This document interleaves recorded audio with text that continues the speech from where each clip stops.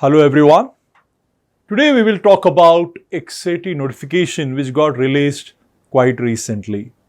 Now, as you know, XAT is one of the very important exams for any MBA aspirant in India. It not only fetches you admission into XLRI, but also opens up doors for you for more than 200 business schools spread across India. So let's talk about this important notification which came out quite recently. Now, as far as XAT 2025 is concerned, the timeline would be like this. The application form has been made available from 15th of July 2024 onwards, and the last date is expected to be in the last week of November. Usually 30th of November is typically the last date to apply for XAT. This year also we can expect a similar timeline for the last date to apply for this exam. The exam itself usually happens on the first Sunday of January. The same is the case with this year also. So in 2025, the exam is scheduled to happen on 5th of January. Usually, XAT is conducted in a single slot. So in one single slot, all the test takers appear for the same set of questions, same question paper. Hence, there is no need of any normalization to take place. Unlike CAT, where the examination is conducted in 3 different slots, here the examination is done in one single slot. Usually, almost 1.5 lakh people appear for XAT exam. In past, the number was slightly more than 1 lakh, but last year the number was well beyond 1 lakh. It was closer to 1.5 lakh test takers. So it becomes the second most popular entrance exam in India for MBA aspirants after CAT. It's a computer-based exam. It's not a computer adaptive exam like NMAT, for example. That means all the test takers who appear for the exam will get the same set of questions irrespective of their capability. If you look at computer adaptive exams, then the questions keep changing depending on your capability. If you are doing questions correctly, subsequently more difficult questions are randomly generated, and if you are solving questions incorrectly, the test engine reduces the difficulty level of future questions. But that is not the case with XAT. It's a computer-based exam. Just like CAT, in XAT also, everybody who is appearing for the exam in the same slot will get same set of questions. Now, this exam will be administered in lot of cities across the length and breadth of India. This ensures that students will be able to write the exam in a location of their comfort. As you can see on the screen, I have mentioned the names of the places where XAT 2025 is scheduled to take place. So we have a wide variety of places. Some places are in north of India, some are in south, east, west, central part of India. So across the length and breadth, you can expect XAT exam to take place. You can give a glance on this list, and I'm sure if you live in a tier 1, tier 2 cities, you will definitely find name of the city in that list. The application form of XAT needs to be purchased, and the cost of registration will be 2200 rupees. Alright, now this is for Indian applicants who are applying for XAT exam. As far as Indian applicants who want to apply through GMAT or GRE is concerned, then remember the GRE scores are only valid for a postgraduate diploma in management, general management program, GM program of XLRI. Alright, now remember the fees for Indian candidates applying for PGDM GM through GMAT or GRE will be 2500 rupees, whereas fees that will be charged from NRIs and foreign applicants would be 5000 rupees. So do keep this in mind while applying for XAT exam.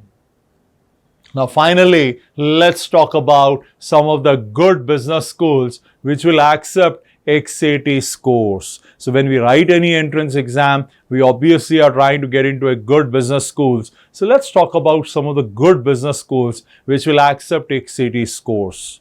Right on the top, the best option through XAT is XLRI. XLRI has got two campuses. Their old campus is in Jamshedpur and they have recently started a campus in Delhi. When I say recently, I mean relatively recently, but it's still, even Delhi campus is around 3-year-old campus. So it's not as if it's absolute brand new campus. Now it is a campus where more than one batch has stepped out of the campus after finishing their program.